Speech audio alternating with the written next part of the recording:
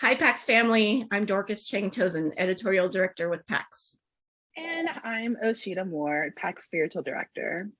Thanks for joining us for this component of the Manifesto Pathpoint in our mental health story arc, where we're exploring the idea that beauty and brokenness can coexist in our stories.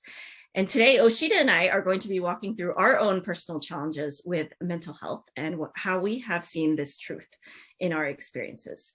So Osheta, I know that you've shared about your mental health journey in various public forums, and I have as well, but actually this is the first time that we're talking directly to each other about it. And so we're kind of learning about each other as everybody else is. So I thought maybe we could just start at the beginning, which is when you first became aware of the fact that you were experiencing struggles with your mental health.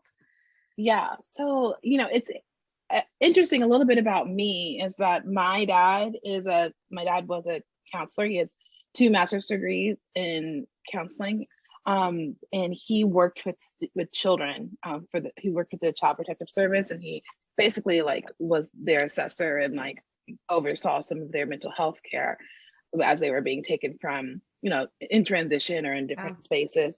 And so, I was aware of mental health from just that's what my dad does.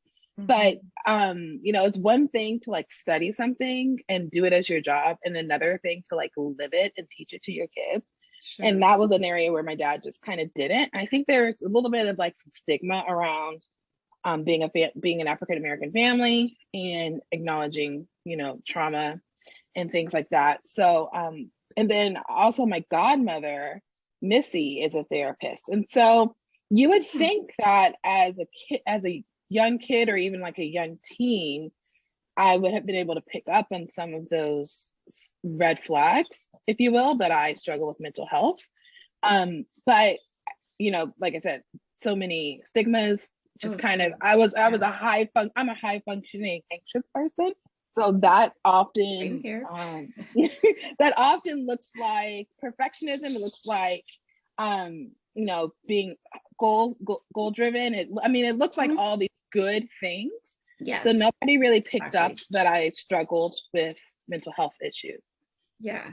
And I actually found that a lot of people can affirm it, right? Because they're like, oh, you're doing such a great job. You're getting so much done. You're so productive. Right. And then you keep doing the things that make you unwell. So so that was, that I struggled. And I actually went to, the first time I really realized I was not well was I struggled with academic anxiety all the time. My value and my worth and was so tied to my grades and where I got into school and all that stuff. And so when I was in college, I went and saw a therapist for that. But I was just let me figure out how to manage my busy schedule, still keep my good grades, but I didn't get down to the root of it. I really started paying more attention to my mental health when my children are born. And I suffered from postpartum depression after each one. And it got progressively worse because I wasn't addressing the underlying issues, to where with my last one, I had suicidal ideation. So. Yeah. Oh, I can relate to so much of that. Well, except for not having any therapists in the family. So we just never talked about mental health growing up. And I can see now, looking back at my family history, there is a ton of trauma in my family. My mom grew up in Vietnam and then, was there during the Vietnam War. My dad grew up in China and had to flee after the Communist Revolution in China. And they both experienced separation from their families. And yet, nobody in my family ever talks about this stuff. And so for me, I was a super high anxiety kid. And again, a lot of it was around school because that's what you do as a kid, as well as church. We were a super devout family. Still are, and attended church all the time. And how I behaved in church was just such an important thing to my parents, and they really pressed that upon me. And so just this constant sense of needing to be perfect, like you said, right? In everything I do, morally, academically, as a daughter, as a friend. And I just thought that that's the way things were, that that's normal because that's all I knew.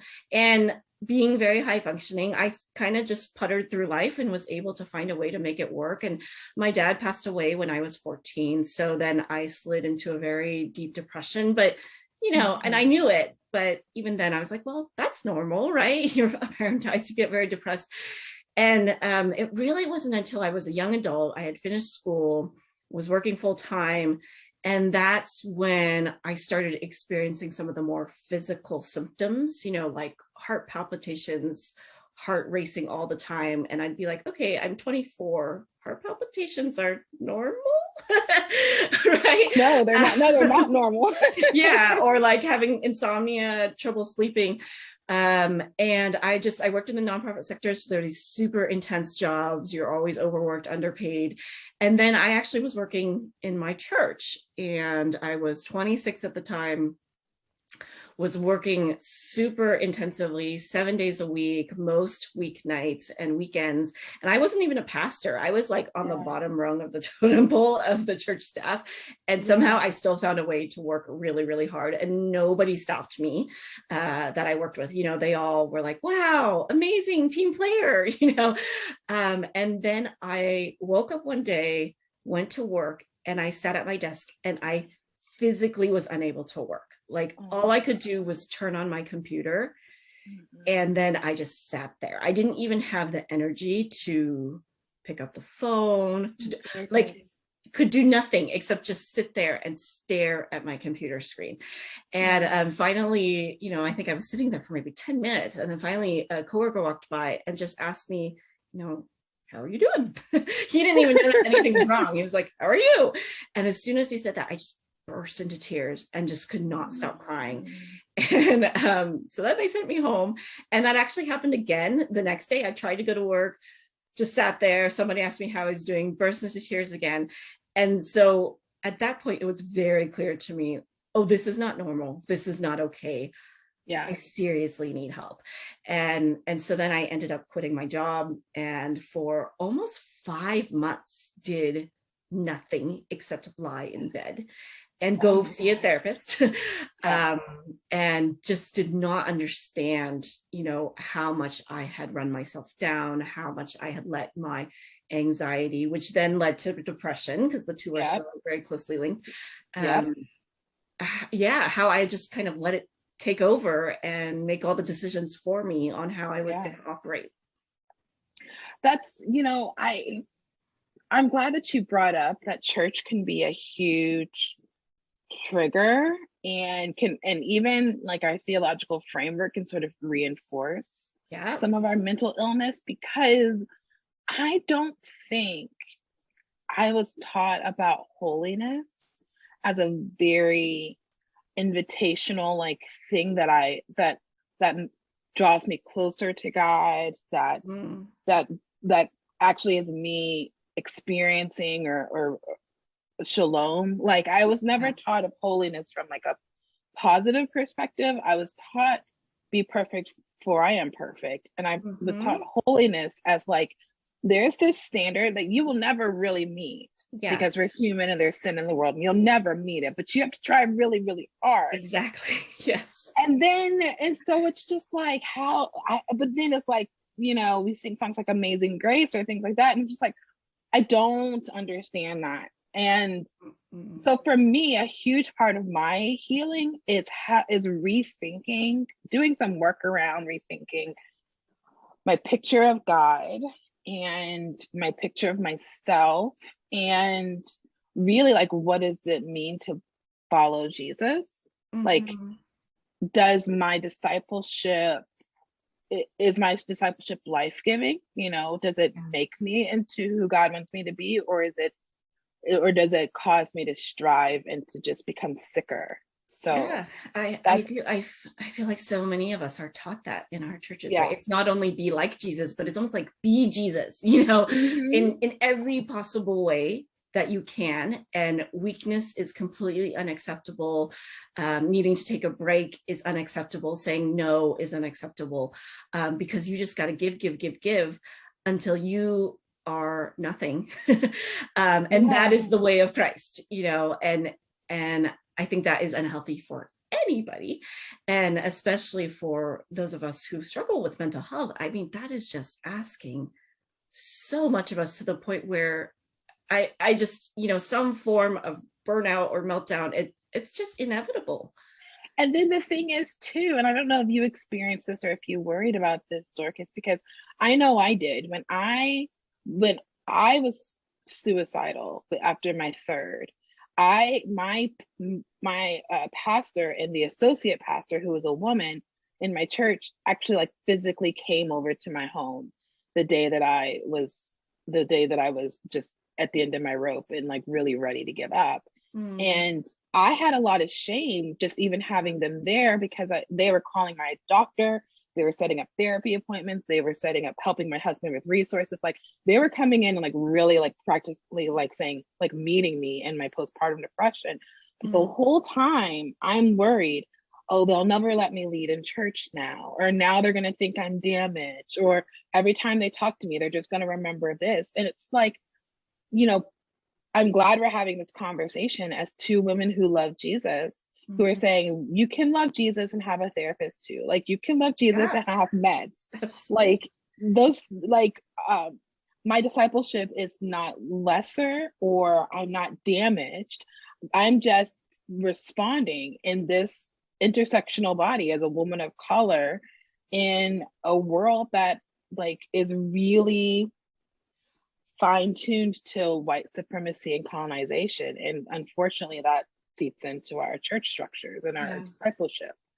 So, and I think, for me, it's been almost 20 years since that incident when I was working at the church. And yet it has been such a slow process for me to, like, I didn't have somebody coming over and setting stuff up for me. And so, I did do therapy at that point, because I had some framework for that. And the church I was working for, that was one thing. It was like everyone was in therapy, so it was cool to be in therapy. But then it took me, it wasn't until 2016. So that was 10 years later that I had another episode, another mental health crisis. And at that point, I was completely like almost non-functioning, having panic attacks almost every day and not sleeping. And that was when I started going on medication. And but it took me so long to accept that this was part of who I was, and that I couldn't fix it on my own, that even therapy alone wasn't necessarily going to be enough for me. And that was a really, it was just so extraordinarily humbling, especially, to go from being the super high functioning, achieving person to being like, oh man, I cannot do this. And it is so painful to say, I cannot do this. And somebody else needs to help do this for me. I resonate so much with what you just said about the humility piece of this. I've been thinking a lot about the practices of solitude and stillness. Well, that's kind of where I am right now in my spiritual direction program. But this past weekend, I did a silent-ish. It was supposed to be silent because I was supposed to go away with the other directors, but we had COVID, so I had to do it from my home. Sure. So I say ish because my kids would still talk to me. But I spent a fair amount of time quiet and still as I could be, or just going like for aimless walks. Just the point of it was really just to be as present to God as I could with my thoughts. And one of the things I realized is that as a person with high functioning anxiety, my brain never turns off. And that means my body responds to that constant energy here. And I actually needed this weekend to like actually practice, be still and know that I am God, like actually like sit in this chair and be as still as I can.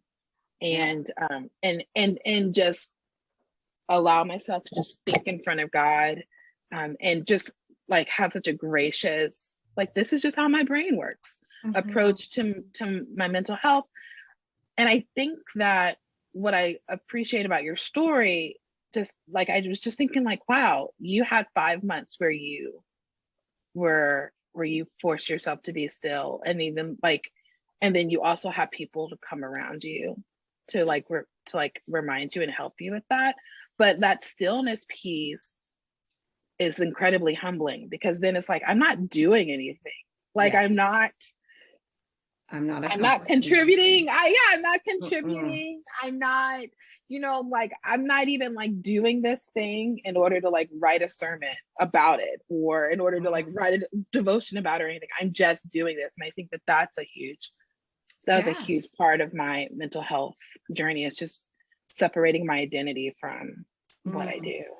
Yeah. I think for me, that has been so huge, because for years, honestly, I mean, off and on in terms of how strong these voices were, but there were these voices that were like, you are dead weight, like if you are not contributing, if you are not doing something super meaningful, if you're not serving God and, being active in the kingdom of God, then what is the point? Why are you here? Right. And I had completely lost all sense of that notion of just being before the Lord, and just being can be very honoring and meaningful in the kingdom of God. That it's not always about doing. Oftentimes it isn't about doing, but and I think that was where the anxiety and depression became very closely linked, because it's like my anxiety would cause me to overwork myself to the point where, because those 5 months I was in bed, it was not a choice. That was not a stillness that I chose. I like physically could not function, and felt, some measure of experienced some suicidal thoughts at the time as well, because of this sense of like, if I can't work, I'm nothing. And that has also been a long road for me, and still is, of realizing, purpose, our God-given purpose isn't always super active. It can look very, very many different ways. And also recognizing that who I am, my belovedness, all of those things, that it doesn't change no matter what state your mental health is in. Right. I want to talk, you said something that made me think. So I intentionally chose a non-Christian therapist. Like, I didn't like seek out a Christian therapist, because there's a part of my, I don't know, mental health journey that when I started going through deconstruction and just sort of like asking myself some questions about what I really believe, I started spiraling a little bit of being like, does God love me? Like all of these things. And I needed to sort of, and this is just, I guess I want to ask, like, your thoughts on a therapist, or how to choose a therapist, because for me, I was like, I don't want to go into therapy and be like unpacking the theology of my therapist. I literally just want to go to a therapist to talk to me about like, how do I be okay with taking up space? What are the right meds for me? How do we talk about my past trauma? And that was important for me, because my therapist actually serves she serves kind of like just a confidant. So she I don't need her to like offer like a theological insight, because I understand belovedness. I read Life of the Beloved. I talk about belovedness. Like, I don't need my therapist to do that. I need my therapist to say, so you're in a cycle, like you're like in this cycle. This normally happens because like, I needed that. And then I just needed somebody to just sit and listen to me, because as a pastor and as a 2 on the Enneagram, as a parent, like I don't have a whole lot of people who are just like, I will sit and listen. And and oftentimes I find that even just in that hour of just processing, I kind of come to my own conclusions. Sometimes my therapist laughs at me because I end up giving myself my own homework at the end of our session. She must love that. But yeah, I'm curious about like your thoughts around being a Christian woman and choosing a therapist, or like, what does that look like for you? Well, I think what you're sharing is this great self-awareness of what you needed and what you didn't need. And to me, that's a big part of sort of the first step, right, of figuring out if someone is the right therapist for you. For me, for one thing, I don't have your theological training. So I think I felt like I did need someone who had that theological framework. And because my first really serious mental health crisis had happened while I was working in a church, it was very enmeshed, like it was all tied in together. And so I needed somebody to kind of help walk me through that, who understood the dynamics of churches, what it might be like working for a church, you know, being on staff, but a non-pastoral staff, and reporting to pastors who, you know, even though they were the nicest people in the world, pastors they have a certain level of authority, right, within church settings. And I was very young and it was very intimidating for me.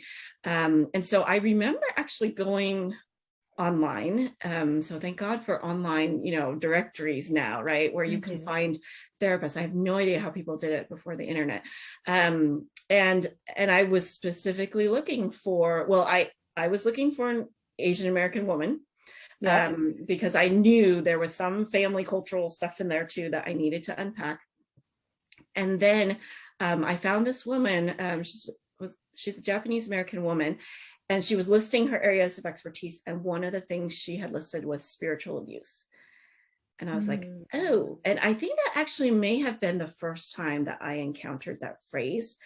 But right away, I had some sense of, I kind of know what that is. And I think that's some of the trauma that I've been experiencing, both in this current role that I've been in, as well as the childhood church that I grew up in, which was a Chinese immigrant church, super intense, very conservative, fundamentalist, full of wonderful people, but also full of a lot of the theology that we've been talking about of, you know, like the God I knew growing up was like mad. He was a pissed off God who was never satisfied, you know, with anything that you would do or offer. So I knew there was a lot there that I needed to work through. And fortunately, you know, she ended up being a really good fit. And since then, I think she moved away. And so I've had other therapists, and I've had therapists where I've met with them and I'm like, oh no, this isn't going to work, you know. And I have learned to realize that that's just part of the process, that's normal, and it's okay to walk away from a therapist who doesn't feel like a good fit. And then most recently, there's another Asian American woman therapist I've been working with who is a Christian therapist as well. And so it's been really, really helpful to have somebody with the same kind of theological worldview. But she also does EMDR, which I have found really, really helpful. And I didn't even know what that was. And I think it's eye motion desensitization and reprocessing. I heard of it. Okay. Yeah. Yes. And because I had gotten to the point where I realized I need someone who's a good therapist, but I also need something a little bit more than just like the sort of talk therapy. And so she has that skill set, and so that's been great. So so it's like therapy, meds, and then EMDR, and that seems to almost get me to an equilibrium. So I do think that it's important to kind of to ask yourself when you are looking for a therapist, like, what do you need? But also, like, okay, so I chose the therapist I chose for a bunch of reasons, but I intentionally, well, not intentionally, but I didn't look for an African-American woman because I have an African-American spiritual director, which she meets that sort of like nurturing, let's sit in God's presence. Like so for me, I was like, okay, I'm kind of addressing a bunch of my mental health needs by having a spiritual director who I identify and I connect with in this way, and then having a therapist who I identify and connect with in this other way. But I do think it's really, you said something that I just have been thinking a lot about, not because I think I'm 100% going to like break up with my therapist, but I think I might need to move to a different form of therapies, even though she's a great therapist. But I think that there's something that's okay with saying, this doesn't work for me, because I think that for me, part of the lie that I had to get past around mental health was I should just be grateful for any attention and any care that I get. And that if I ask for something different, or I ask for more, or I push back, that I'm being difficult. And that's just my mental health making me like a person that people don't want to be around, or don't want to help. And so, you know, I think it's important to be able to affirm that like, this is you tending to your brain, your body. And so it's important to say like, oh, that doesn't fit. You know, maybe EMDR, you try it out and you're like, well, I don't like that. Like that didn't work for me. But like maybe some other form of therapy. Like my daughter is in therapy as well. And she and I are looking for a new therapist for her because her therapist moved away. And her therapist and I were talking, and she was like, Trinity has really responded well to this kind of therapy, you know? And so I showed her this other therapist I was looking at and like comparing. But that was like an important conversation to be like, you know, just because we say be in therapy doesn't mean just take the first thing and feel like you're stuck with that, you know, like try out some different people. And if a med is not working, like I am on a med right now that I'm not super in love with. It's doing the job, but it's also like has some side effects that I don't love. So then I'm like working with my primary care physician about like changing my meds and things like that. So like this truly is an ongoing process. It's part of who you are. You take it with you. Yes. Well, and each of us is so beautifully, wonderfully unique that our brains are completely different. And so what works for me is not necessarily going to be what works for you. And so it's so much about learning to understand your own mind and your own body and your particular needs, because people can give you ideas of what might help, but you kind of need to discover that for yourself. You know, with what you were just saying, it made me think about, you know, do you have some sense of, with everything that you have been going through and continue to go through, of how that has changed how you see other people, or how you interact with the people around you?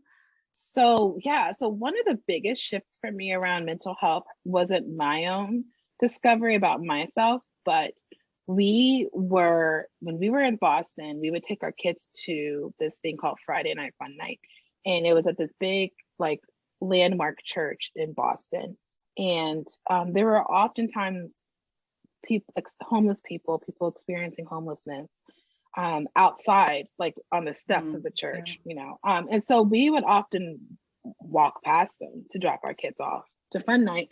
And I remember so I had a really good friend who works with homeless youth, and she was talking about one of the biggest things that she does is like try to help them find mental health care, because oftentimes homelessness and mental health go hand in hand. And that was a huge shift in my mind, because again, like I was always taught, like, I mean, I'm from Texas, and I was always taught that like, if you're homeless, it's because you chose it, or because you did something wrong, or it's because of addiction, which now I'm learning that addiction is a disease. So we have to change the way we think about addiction. But like, for me, when I realized, that mental health is one of the reasons people end up homeless and without community, like that changed how I view those people. So like if we walked by somebody and they were like muttering to themselves, like my first instinct isn't they're on drugs, which they might be, because mental health and drug abuse go hand in hand too. People often self-soothe or try to cope with their mental health issues with addiction.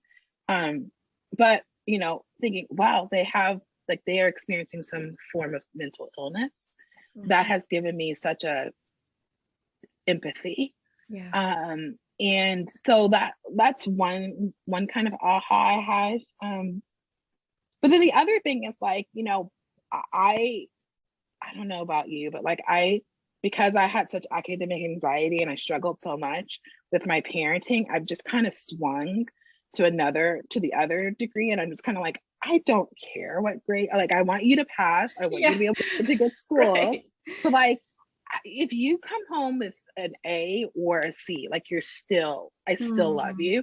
And what Mm-hmm. I want are children who are who are self-aware and who Yeah. care for their mental health. And so that's changed my parenting of integrating mental health care in how I talk to my kids and how we parent because of my own experience Yeah. of Yeah. neglect around that. But what a beautiful message to be able to share with your kids.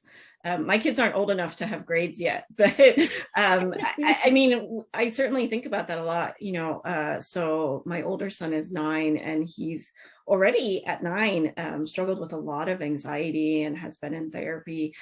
And I think it used to be that if I saw another family like ours, you know, where it's like, oh, you have these young kids, um, and they have mental health issues, anxiety, whatever, it must be that the parents did something wrong, you know, like the parents. I know I'm super judgmental. No, I get that. I think that is just, as a general category, that is something that God has just been whittling down and whittling down throughout my mental health journey of like, you know, these impossible standards that I was putting on myself, I put them on other people too. Right. And so when I had to admit, I can't do it, I can't meet these standards, they're absolutely ridiculous, they are literally killing me, then I could begin to let go of some of those standards for other people as well, and to really truly understand what grace is and why we all need it and why it's so important, and how to extend grace to myself and to others. And so, you know, now having been through it myself, seeing my child go through it, I realize a lot more of, you know, I mean, so much of it is biological or genetic or from trauma, and it's not necessarily anybody's fault. And if we try to cast blame on people, I mean, gosh, that just makes it so much worse, you know. And I've certainly been on the receiving end of that, of people praying these prayers that were really more like, you know, praying that I would forgive people, or that I would trust God more, or that, you know, and it was like manipulation and prayer. Prayers couched in the language of, I'm pretty sure you messed up, and so that's why you're the way you are. And so that's very much been the work that God has been doing in me, in trying to just see everybody through a much kinder and more compassionate, empathetic lens, and recognizing that, you know, if someone else, if they don't have anxiety, they've got something else going on. You know, we all have our weaknesses and struggles and challenges, and we all need grace and compassion. Right. You know, thank you for sharing about your family's trauma. Because even though my dad is a trained mental health professional, my dad did 2 tours in Vietnam, and I know he has PTSD. I know it. Like my dad has never talked to us about what happened in Vietnam. And now in this side, having gone through some of the things I went through because of mental illness, because of my depression and anxiety, I do have a lot more compassion and empathy for my dad, to be like, oh, he didn't deal with some of his stuff. Like, he was not self-aware, and so he wasn't able to take care of me or even see it, because he was so blinded by his own trauma and his own pain. And so, you know, I think that's where Christ likeness, that's how being on this mental health journey has helped me grow in Christ likeness, because now I see my dad as, I hope as God sees him, as somebody who was deeply hurt and deeply terrified, and has a lot of scars, and is not seeking healing, and so he's just stuck. And so I can love my dad and no longer be bitter or angry, because I mean, part of my dad ignoring my issues was I ended up being sexually abused. And and that was another aspect, another thing that just contributed to my depression and anxiety. So not by my dad, by somebody who he didn't catch. He didn't pay attention to it. Yeah. I do feel like it gives us this lens for seeing the fallibility in other people, and yet, like you said, still being able to love them and accept them.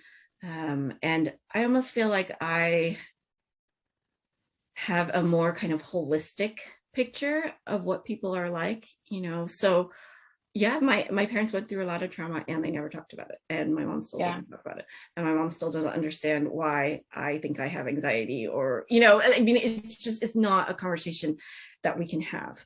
And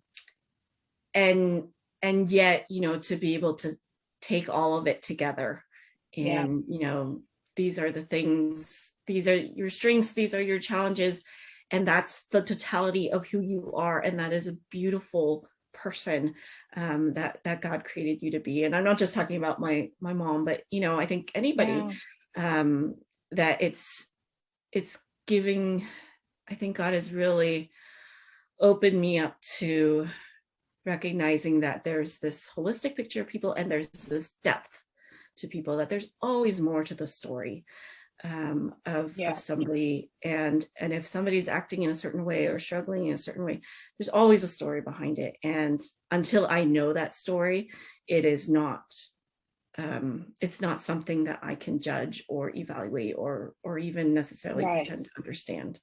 Right. Yeah. Amen. Yeah. Well, obviously there's so much more we could both say about this topic, and maybe Osheta and I will take this offline and have like our own retreat where we just talk about mental health for 5 days.